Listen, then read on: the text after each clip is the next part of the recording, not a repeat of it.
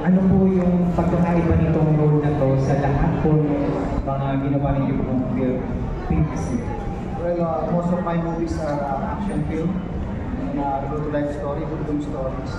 So ito ay ibang-iba story ng isang taong galing sa hirap, galing sa wala, tungo sa lulong ng tagumpay.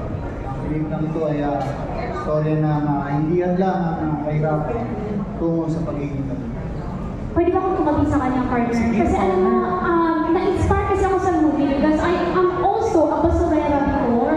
Oo, nagpapasurera ako, tendera, lahat na pinasukan ko na. Kaya when I watched your film, nagtatouch ako na it actually amplifies the message, no? Na hindi lang talaga ang paghihirap.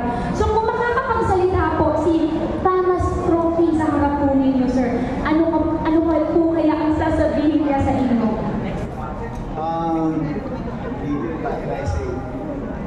Siguro ang masasabi niya sa akin, hindi lang sa akin, ang isa, storya ng pelikula.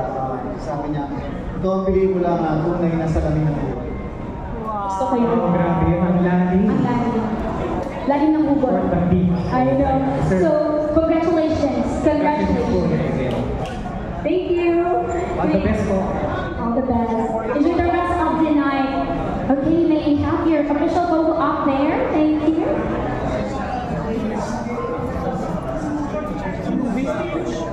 Mamay. Ang dami ng mamay.